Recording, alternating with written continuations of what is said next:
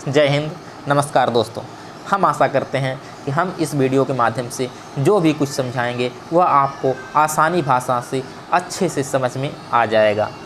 जय हिंद मित्रों, हम आपसे बात करते हैं इस समय इंडियन जियोग्राफी यानी भारत का भूगोल के बारे में। हम आपसे बताए थे कि हम भारत का भूगोल को 5 भागों में पढ़ेंगे। पहला भाग जो पढ़ेंगे वह भारत का पर्वतीय क्षेत्र, इसके बाद हम भारत का विशाल मैदान, इसके बाद भारत का पठारीय क्षेत्र, इसके बाद बात करेंगे कुछ तटीय क्षेत्र की, फिर कुछ बचे हुए द्वीपों के बारे में। ऐसी जानकारी हम प्राप्त करेंगे तो जिसमें हम भारत के पर्वतीय क्षेत्र को बहुत ही अच्छे से समझाने का प्रयास किए हैं। हम आशा करते हैं कि आपको समझ में भी आ गया होगा। इसके बाद मित्रों हम चलते हैं इस समय भारत के विशाल मैदान के बारे में। जी हाँ, हम आपसे भारत के विशाल मैदान के विषय में चर्चा करते हैं। इसमें क्या क्या पाया जाता है, इस मैदान में क्या क्या उगता है, कितनी प्रकार की मिट्टियाँ पाई जाती हैं, जितने वनडे एग्ज़ाम के कंपटीशन के लिए जितने क्वेश्चन इसमें मैदान से पूछे जाएंगे वह सब क्वेश्चन आपको यहाँ पर मिल जाएंगे।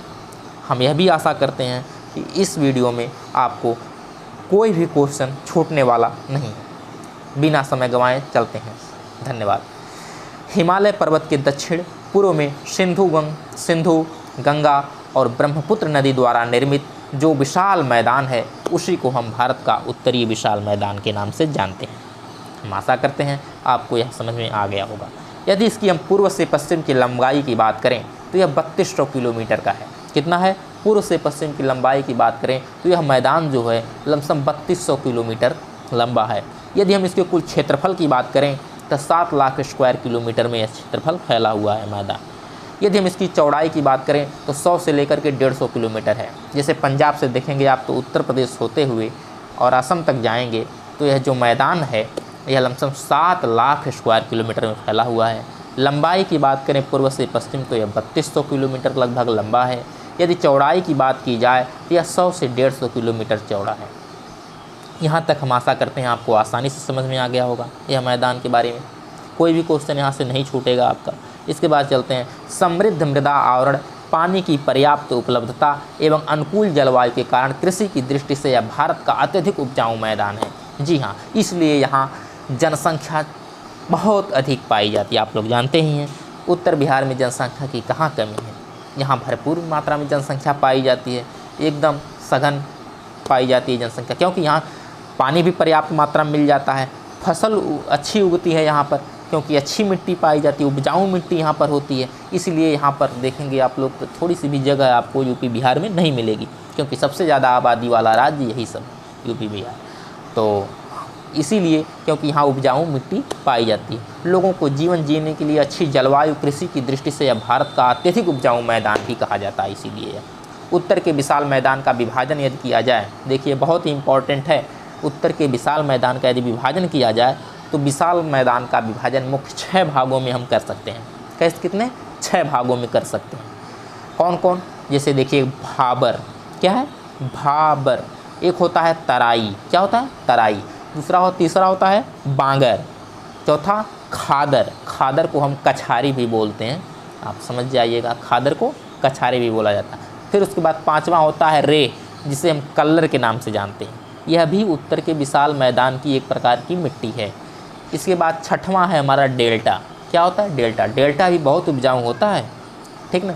अब हम एक एक करके यह बताएंगे आपको कि हम भाबर किसे कहते हैं, तराई किसे कहते हैं, बांगर किसे कहते हैं, खादर किसे कहते हैं, रे किसे कहते हैं, डेल्टा कहते हैं। ऐसी बात बताएंगे कि आपको कभी भी यह भूलने वाला नहीं है कि बांगर किसे कहते हैं, खादर किसे कहते हैं।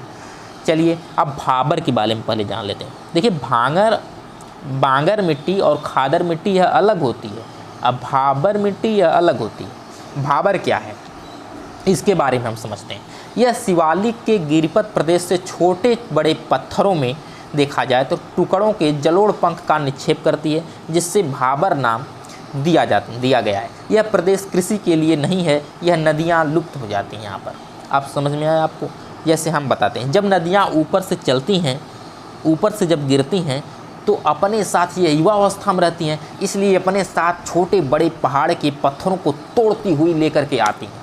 जब लेकर के आती हैं तो एक अवनमन कुंड बनाती हैं, जैसे झरने का जहाँ निर्माण होता है, तो जब झरने की अपेक्षा गिरती हैं जब नदियाँ, ये हम आपको आगे पढ़ाएंगे, जब नदी के बारे में बताएंगे तब बताएंगे कैसे गिरती हैं। लेकिन अभी तक आप ये सिर्फ यही समझिए कि जब नदियाँ गिरती हैं तो गिरने के बाद बड़े बड़े कंकड़ पत्थर ला करके नीचे बिछा देती हैं।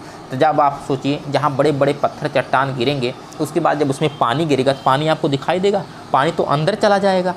जो पत्थर बड़े बड़े रहते हैं वह ऊपर रहेंगे और जो पानी गिरेगा वह नीचे चला जाएगा। नीचे नीचे पता चले वहाँ पानी दिखाई ही नहीं देगा, सिर्फ आपको पत्थर पत्थर दिखाई देंगे। क्यों? क्योंकि एक इतना बड़ा पत्थर एक है, फिर एक इतना बड़ा पत्थर है, फिर इतना बड़ा पत्थर है, तो बीच बीच में जगह बचेगी रहेगी कि नहीं बची रहेगी? वह समुद्र से तो बैठेगा नहीं, जगह बची रहेगी ना। उसी जगह के बीच से जल जो है आराम से निकल के चला जाता है आगे तराई के क्षेत्रों में। जब वह निकल के चला जाएगा तो वहाँ पर पानी तो दिखेगा नहीं, सिर्फ पत्थर दिखेंगे। तो उसे हम क्या कहते हैं? उसे हम भाबर कहते हैं। क्या? भाबर के नाम से जाना जाता है। इसके बाद की मिट्टी है तराई। इसके बाद जल कहाँ आता है? तराई में। तराई में चला जाता है। तराई प्रदेश कैसा प्रदेश होते हैं? भाबर के दक्षिण में देखा जाए, भाबर के दक्षिण मैदान का वह भाग जहाँ भाबर की लुप्त नदियाँ फिर से भूतल पर प्रकट हो जाती हैं, तराई प्रदेश कहलाता है। जब उसमें से निकलता है पानी तो जहाँ वह पत्थर आके रुके रहते हैं उसके बाद जहाँ पानी निकल के दिखाई देने लगता है वही जो है तराई प्रदेश कहलाता है। वहाँ पर मच्छर भी बहुत अधिक पाए जाते हैं, छोटे छोटे वृक्ष भी पाए जाते हैं तराई क्षेत्रों में देखा जाए। इसके बाद नदियाँ जो हैं साफ़ हो जाती हैं। यहाँ पर अधिकांश भाग दलदल होता है। जी हाँ, क्योंकि पानी लगा लगा लगा लगा लगा जहाँ पर हमेशा पानी रहता है वहाँ पर दलदल हो ही जाता है। ठीक ना? हम ऐसा आशा करते हैं कि यहाँ पर वन तथा विभिन्न प्रकार के वन प्रणाली भी पाए जाते हैं। यहाँ पर मच्छरों का प्रकोप बहुत अधिक देखा जाता है तराई क्षेत्रों में। हम यह आशा करते हैं कि आपको भाबर और तराई बहुत ही आसान भाषा में समझ में आ गया होगा। मिलते हैं अगली वीडियो में जहाँ हम आपको बांगर, खादर, रेह और डेल्टा के बारे में जानकारी देंगे। हम आशा करते हैं यह वीडियो आपको बहुत पसंद आई होगी। धन्यवाद।